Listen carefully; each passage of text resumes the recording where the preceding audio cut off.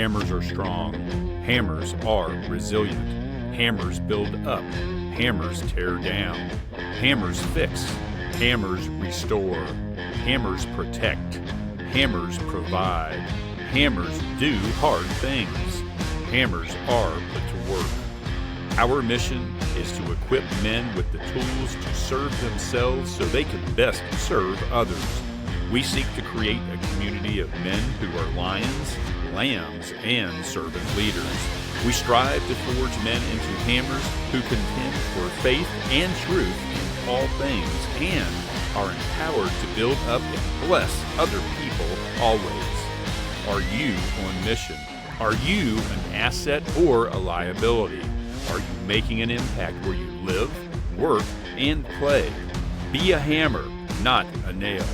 Welcome to the Hammer Forged Life podcast with our founder and host, Jake Dicus.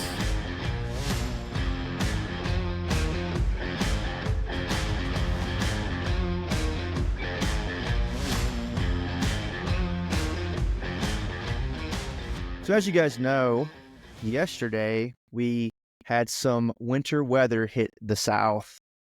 We got about 3 or 4 inches of snow where I'm from in Northwest Georgia.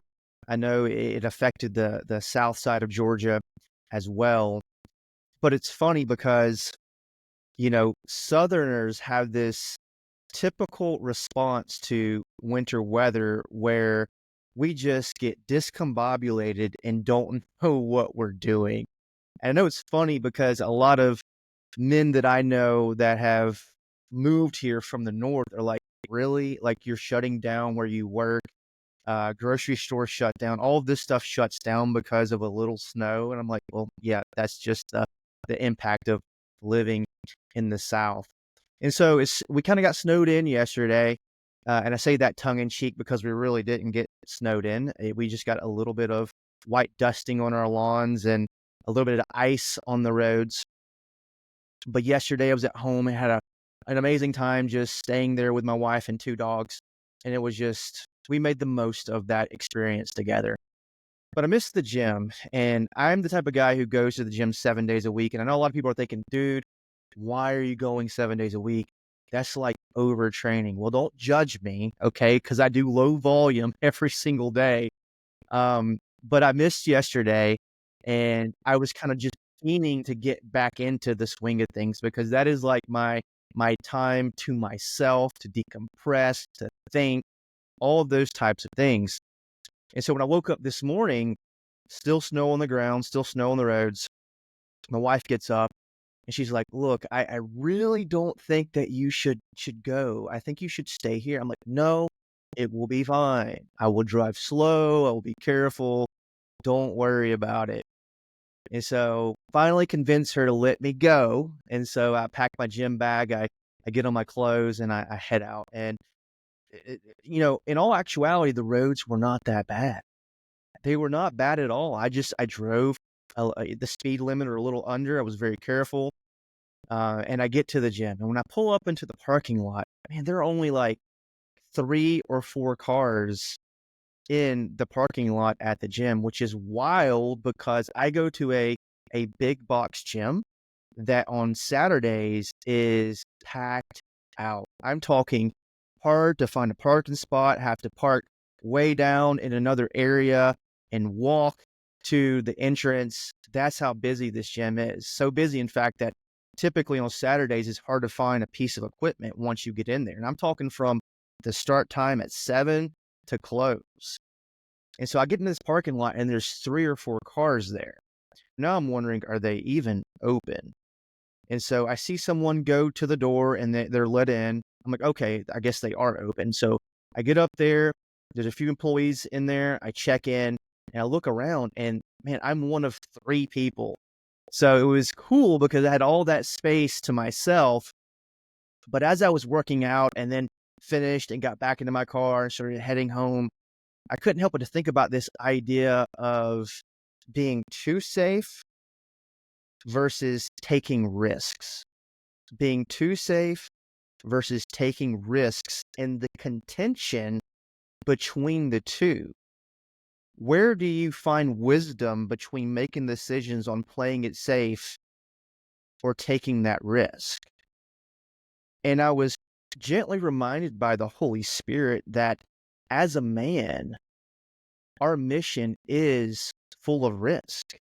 I look at men like the Apostle Paul, who made this bold, audacious claim in Acts chapter 20, where he said, "However, I consider my life worth nothing to me, if only I complete the task of testifying to the gospel of God's grace." And he said that out of the knowledge of knowing that imprisonment, hardship, adversity, and even death would face him. And then I read the likes of St. Ignatius from Antioch, who wrote a letter to the Church of Rome and said, "Look, I know that I could possibly face martyrdom, but don't interfere, because to live is Christ and to die is gain." And he even makes this bold claim also in a letter to Polycarp, where he says, "Stand firm like an anvil being hammered." And so when you think about this contention between safety, security, and taking risks, what are some things that come to your mind, Steve? Well, first I want to respond with our wives are two and the same, dude. I get the same thing from my wife, because see, women, they typically live longer than men because they're very risk adverse. And when it comes to taking risks, I just think it really kind of depends on the personality. But I think that a lot of us, kind of the leader mentality or whatever, we're always looking at every single opportunity. So we are always, how can I do this, that, or the other to get ahead? And for me, I kind of equate it to, the sport of motocross, is that if you don't get a good start, you always have to be looking at different, maybe riskier, rougher lines or whatever, but you always got to be looking at mixing up your line choice to shave off fractions of a second or get past the dude in front of you to get to the front. And so there is always a risk coming inside when there's a large jump out of the corner. It's a risk, but you can potentially gain a position. How that applies to my life, it snows here a lot in Colorado, and this last week, dude, I think 4 out of 5 days it was snowing in the morning, and I went to the gym every day but Friday, and Thursday when I rolled into the parking lot, there was 3 cars, and it was interesting because Monday I actually, because it's the first part of the year, got out of my car. It's like 2 minutes after 5, or 1 minute after 5, they open at 5. I'm walking the door and a dude runs to beat me in the door. Like, go get it, bro. Yeah, let's Um, go. as far as risk, yeah, go get the curl bar and do your thing in the mirror. Risks, it's something we have to weigh out with a little bit of wisdom, but sometimes we don't gain that wisdom until we have a failure in the risk. So, but also always being safe, like quote unquote safe, it really literally means you are in your comfort zone, and the comfort zone is a no-grow zone. You are not going to advance anywhere in your life in the comfort zone. I am always looking at every opportunity to grow and do more and be better than I was yesterday. Not better than anyone else, but better than I was. So for me, risk comes down to opportunity and managing risk at every level. Copy that. Michael. Yeah, I mean, I would agree that our wives are the same. My wife is very conservative in her position with a lot of things, and it served me well because I'm not. I kind of just go, I'll figure it out on the way, adapt, overcome, if you will, right? And I think that as men, we should tend to want to charge forward, though we should do it with thought, planning of execution, have a plan, and also use our wisdom and experience to drive our approach to the situation the contingencies that we would develop. So when you say that, be safe versus take risks, I think taking risks can be safe if they're calculated and you're smart about how you approach it and you have a plan. Sometimes you can't do that. Sometimes you have to just go. Well, that's when you rely on your gut and your experience and your intuition to make those decisions for you on the fly as they come. And I think that's okay too. And as Steve mentioned, sometimes you're going to fail. That's okay. Learn from that, right? Grow from that, do something to improve that aspect that created the failure. So next time you're prepared, right? So to me, the key part also of being safe versus taking risk is preparation. What are you prepared to be able to do, right? Look at, Steve, you mentioned motocross. If I got on a bike, yeah, that would look bad. It would last 30 seconds and probably be a good video. However, if you think about just things in general of how you would approach it, look at a NASCAR driver, look at a Formula One driver, look at people who skydive regularly, look at people who, free climb mountains, right? They're able to do those things, and that's a risky aspect, but they're able to do that because they have taken the time to prepare and train and set themselves up for success in a risky situation. I'll share a gym story from yesterday too, right? So we went yesterday, and south where I'm at down in Georgia, it was icy. We got about 3 inches of snow and ice. The roads were a little slushy. They weren't bad. And so we didn't go at the 9 a.m. class. We went to the 11:30. So there was a little more traffic on the road. But like you guys, we pulled up and there was nobody there. And I'm like, are you kidding me? Are we going to be the only two? My wife and I went, the only two at the gym. And we were just like, it's always good if there's other people from camaraderie and just, talking crap and having fun. Though we got there, the coach was there. We did our routine, which was a lot of rowing and burpees and some other stuff, which are always fun, but got there and did that. So we, as opposed to be safe and not go, I took a calculated risk. I was prepared to drive in the weather. I gave myself ample time. I gave myself enough distance around anybody else that was on the road and took the time, had stuff that we were, in case something happened, we were, warm, had food, water, there's always blankets in the car. So, I think that if something happened, we would have been fine, right? Would have been to call somebody and got someone to come help us or what have you. But that didn't occur because preparation, experience I have from being in those types of situations. So to me, I think it's all about the level of comfort you have in that situation.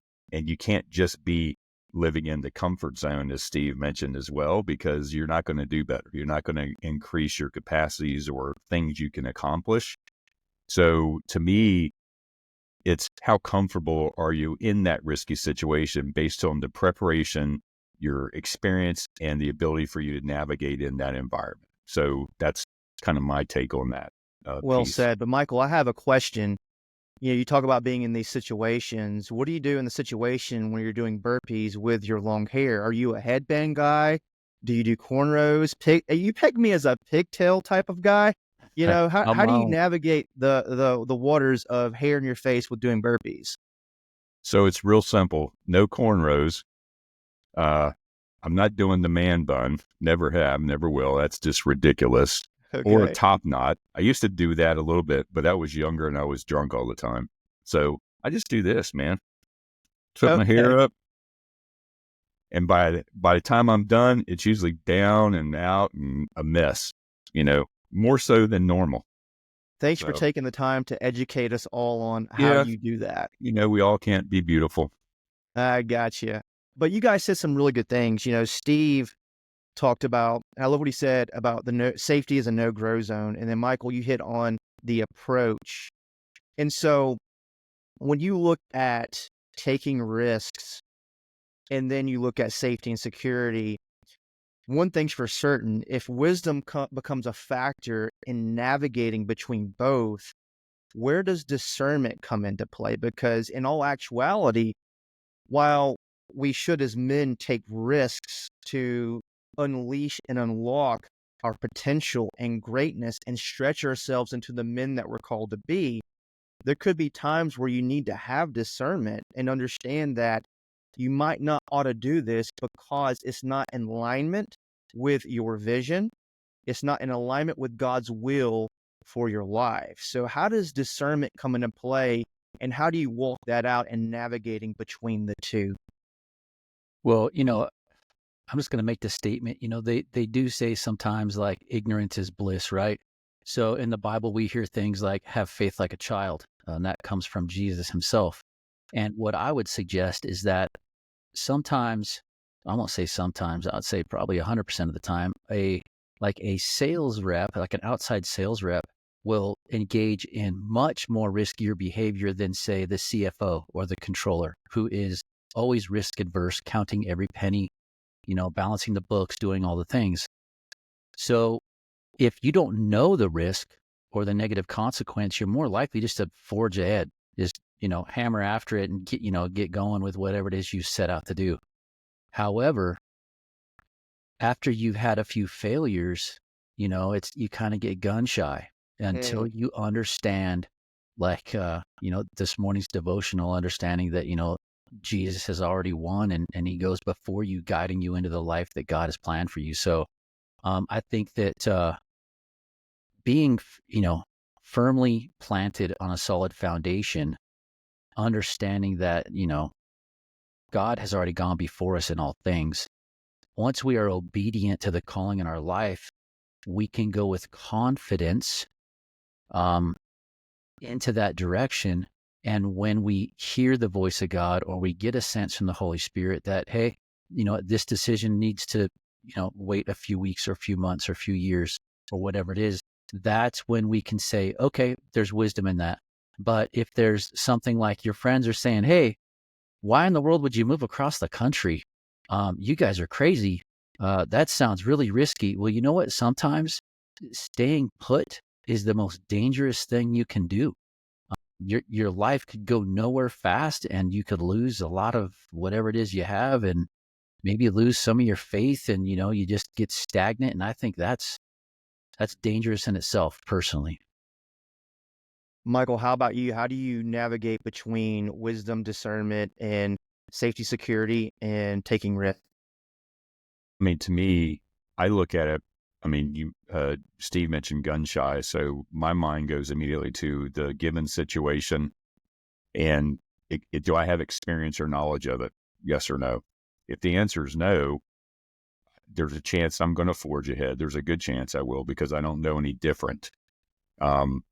If I do have experience in that, or I'm aware of the situation, then I go to the next step, which is, what am I capable to do? What levels in that environment or that experience do I already feel confident that I can handle and manage, right? If there's half of it that I can't do, I make the decision to either try or not. So to me, it has to go back to your level of experience and capability within the given situation. I always listen to, my inner voice, if you will, whether it's Christ, whether it's, just my gut. I use that as a driving factor and trust my gut in a situation. If I go, yeah, this isn't for me, or this is not the right situation. Now, there's plenty of times when you get butterflies and adrenaline, and that fear factor comes in, and that can cripple you. The idea is that's the worst thing that's happened. Thinking about the outcome that's not happened is the worst thing you can do, other than taking the step forward. Moving across the country, which I've done multiple times, and both times are like, what am I doing? Why am I doing this? But the outcome was great. I took the chance. I took the risk. It was calculated, and it was the right decision to do. And it was, my gut said to do it. Go for it. So to me, I think it's listening to what, the voices in your head and your mind, and what's telling you, what's drawing you to do something or not do something. And if you can't do it and you want to, well, build the capacities and the capabilities to do that, whatever that may be. So at the end of the day, whether you stay put and play it safe or you take a risk, one thing is for certain. It's going to give you feedback. It's going to give you that live feedback on knowing how to move forward from the decision that you made. And one of the big parts of our community that we do week in and week out is this idea of understanding your wins and opportunities to improve. You see, recounting wins and opportunities is integral because there again, it gives you the feedback on the things you're doing well and the things that you actually can improve on at the same time. And so we go through that in our community every single week. We evaluate every single win, no matter how big or how small, but we also survey our failures, our shortcomings, our setbacks, and we try to reframe them as opportunities to get better and improve when it's all said and done. Why is celebrating wins important for men? Yeah, I'll jump in because when we talked about this topic a week or so ago, I was like immediately drawn to a couple things. And to me, it's really, it gives you a positive mindset. I know that sounds cliche, but it rewires your brain for that approach, right? So when you're celebrating wins, no matter how small or how big they are, you're starting to think more along the lines of, I can do anything I put my mind to. I'm a positive force. You mean, you hear the mind is more powerful than the body. Your mind is what's going to help drive you. Your body will continue to go, but you have to strengthen your mind. And you do that by building success, right? On top of one another until you feel more confident and capable to do even more. So you continue to just grab more and more and do more. So to me, it's all about enhancing your mental state, which is something that we talk about in our community a lot, is having a strong mental state. Stacking wins is huge in that regard because it really reprograms you to think that you can do anything you want to, right? And the more you do, the bigger those outcomes and the bigger those things you tackle become. No doubt. And Michael, I think you really hit on something there with mindset and stacking things. But if I could bring it back, from the foundation by which we have to begin this is actually a state of mind of self-awareness. And if you are not self-aware, life is constantly happening to you all of the time. So how can you celebrate a win if you didn't even know you set out to do it? Sometimes wins can be the form of, I got up when my alarm went off and I put my shoes on and I went to the gym. That's a huge win. It doesn't have to be a new PR or whatever it is. Remaining consistently good will always beat occasionally great. So I think that if we are becoming more self-aware, understanding our starting point and having a plan, executing the plan can stack the wins. Writing down goals without a plan is simply a wish list for your life. And you cannot grow in your confidence, in your self-awareness or anything unless you are operating from a plan to achieve the goals you set out to do. Once you start doing that, your entire frame of mind changes. Kind of going back to the motocross thing, for the record, Michael, I haven't actually ridden in like 14 years or something, but I My still 30 have, seconds still stands. yeah. So I still have what some guys, back in the day, we would call it like Yama vision or whatever. Like you're cruising through a golf course on the cart and you just look at a couple mounds and think it's just the most amazing double. Like you couldn't wait to hit that thing fourth gear wide open or whatever. And so what I'm saying is that your perspective on whatever you set your mind to, for those of us that grew up in motocross or whatever, we're always seeing things that could be a double, or we're always looking at things that would be super fun to hit. People who didn't do motocross wouldn't see it as a jump. They would see it as two hills with grass on it.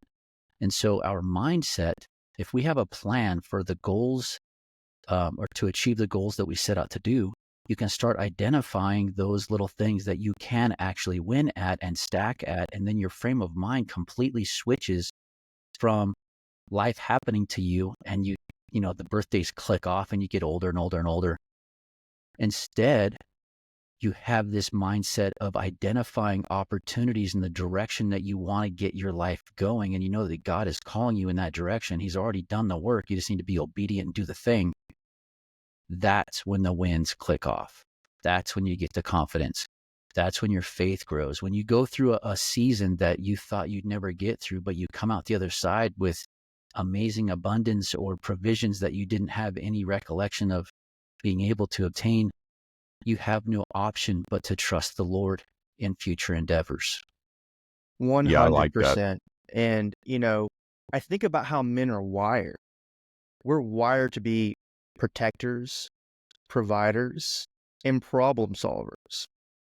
And so you put a problem in front of us, or you put an opportunity for us to protect, preside, provide for those that we care about, we're going to be all in. And when we are solving problems and we're protecting and we're walking out our calling as men, it brings a sense of validation to our purpose. And so stacking wins could not be more important to our psyche. You guys talked a lot about the mindset behind stacking wins.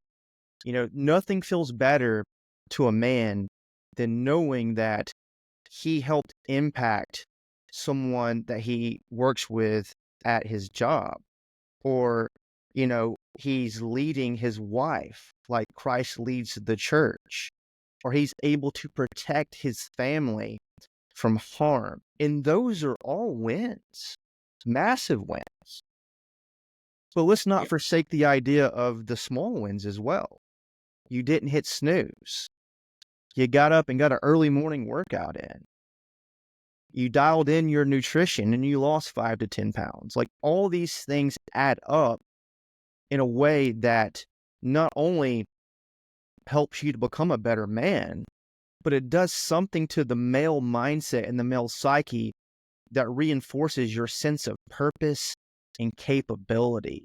It gives you the confidence to keep going and doing the things that serve you. It helps combat the cultural narrative that men always have to keep striving without acknowledging their successes and their wins.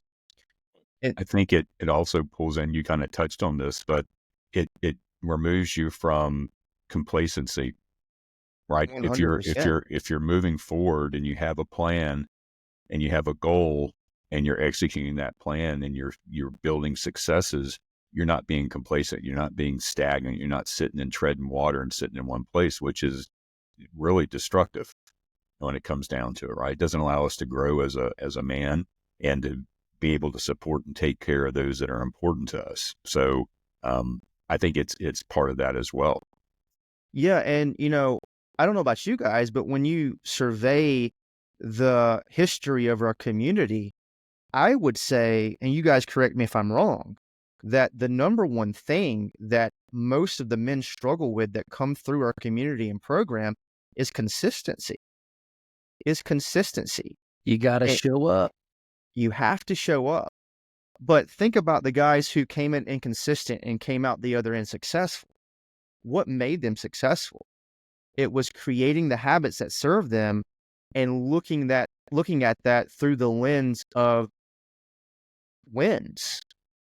And it builds that confidence in them and creates this snowball effect for them to keep going and keep doing those things and staying consistent with those positive habits that are helping them to be better husbands, better fathers, better leaders overall. And it gets them excited because there's a lot of men for their whole lives, they've never followed through on anything. They've never been consistent with anything in their life. And then they come through our program and they have that structure and accountability and they create those habits and they start getting up and not hitting snooze. They're getting their 3 workouts in per week. They're going through the content curriculum. They're getting on those group calls and having their one-on-ones, and they're applying it to their lives and they're seeing the fruit of that success and they want to keep doing it. There's something to be said about walking out that sense of confidence with consistency because of all the wins that you are yielding from the fruit of your labor.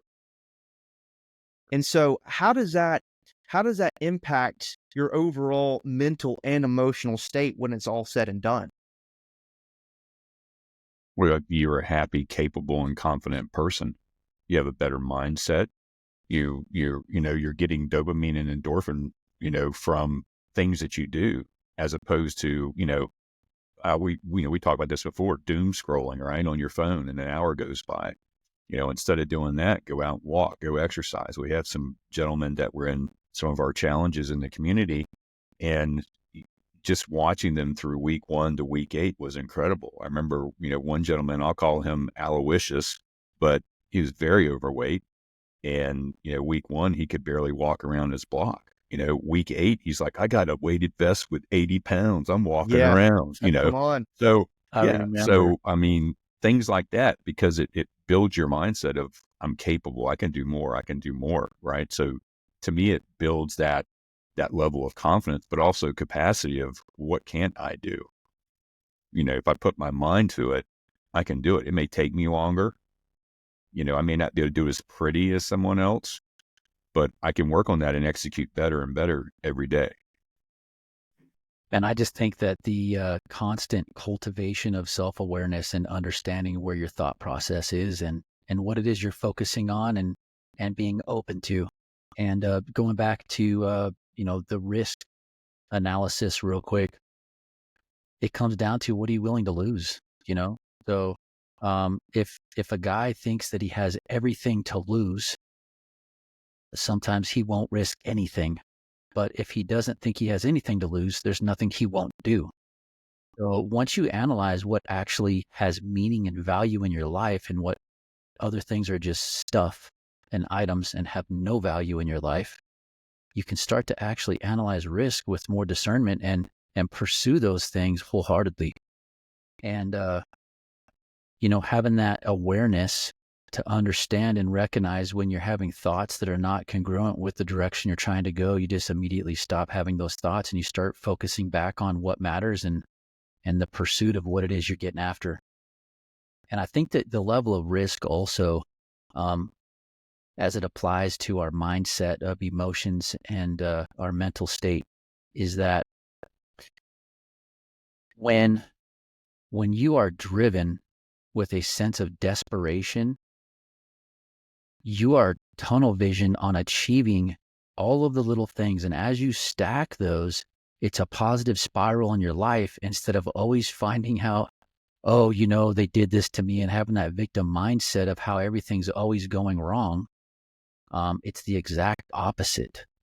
And you start to identify everything that is positively opportunistic in gaining traction and moving the chains, or whatever sports analogy you want to use. And the confidence comes. Yeah, I think they do impact our mindset and emotions, but I think there needs to be balance, because the last thing we want to do is to feel that sense of motivation. We all know that motivation is not permanent. It's a temporary feeling. And I've seen it time and time again where we talked about that snowball effect. Guys come in inconsistent, or guys are inconsistent in their day to day, and they start, stacking those wins with whatever that looks like for them. And then they have a bad day. That feeling of confidence begins to wane because they're not feeling it. And they try to ride off of that emotion that they were experiencing, that motivation that they were experiencing. And then one day it's not there. And then they revert back to their inconsistencies.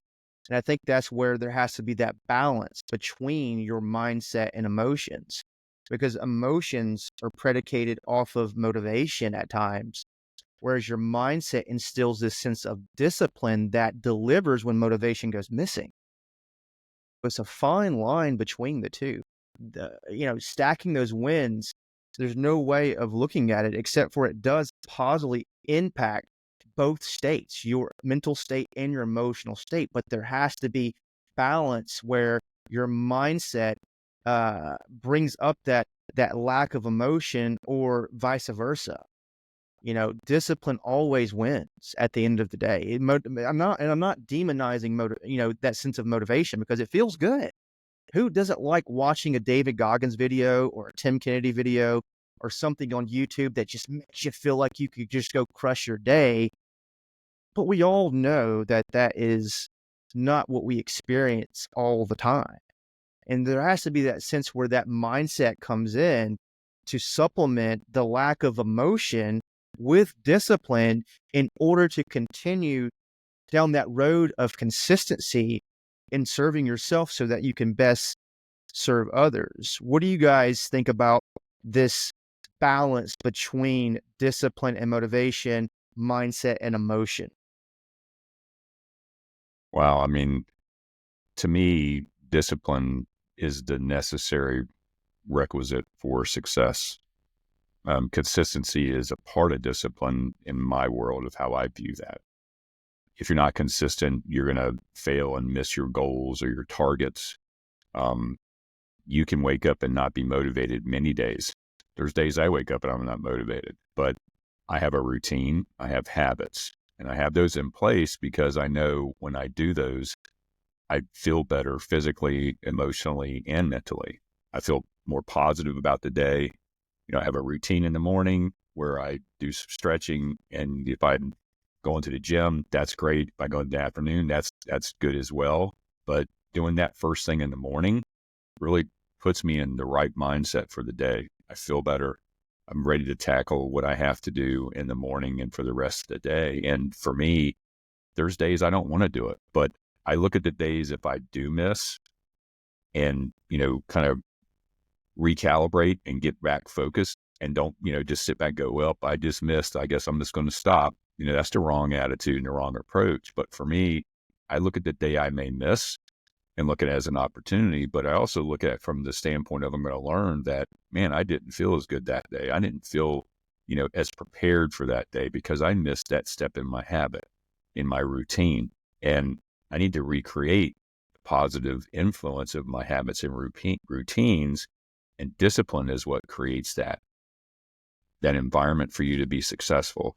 It's great to be motivated. The way I look at it is the routines and habits, then the discipline you have and consistency that you have to approach those every day prepares you for all the good stuff that's going to happen that can make you be motivated. Hey, there may be a day in the future that I'm like, hell, I'm going to get on a motocross bike. And you know why? Because I freaking can. Chances are not. However, my point is you do those things, you can better motivate yourself to do even more, right? Build your life even more, serve other people more. Come on. Yeah, I think, as guys go through our challenge, I think that the, saying self-awareness again really is further understanding how your mind works and understanding the 4 states and as they apply in our life. So mental, emotional, physical, and spiritual states are in themselves silos, but they impact each other in ways that keep the progress moving. So I say that to say, once you understand that how you feel about something is your perception of your current experience, but what you're going to do in certain situations is your mental decisions, and understanding that your life is not one experience, it's those 4 states specifically influencing one another. You have to stack a win, move on, focus on the next opportunity. And even when you're not feeling, all about it, you still do the thing because you're going to get another win. And you do that with anticipation of that dopamine of overcoming or whatever it was. And I'll use a quick sports analogy. If you look at, over decades, whether it be world champion, World Series baseball teams or football teams or whatever, they oftentimes you hear the exact same conversations coming on the post-game interviews. It says, or the guys will say things like, we're taking it one game at a time.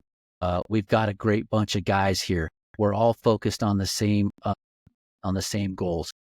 The camaraderie, the mindset, and everything is as such that they analyze the current opponent.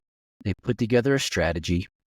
After they win, say an NFL team, Monday, video review or whatever. They look at what worked, what didn't work, and they move on to the very next game. What has this opponent got? What threats and opportunities are there? How is their best approach going to do? And they execute that throughout the week to go in unemotionally. And there's guys that play with the flu or, broken fingers or whatever it is. It doesn't matter mentally or physically or emotionally. They are executing the plan.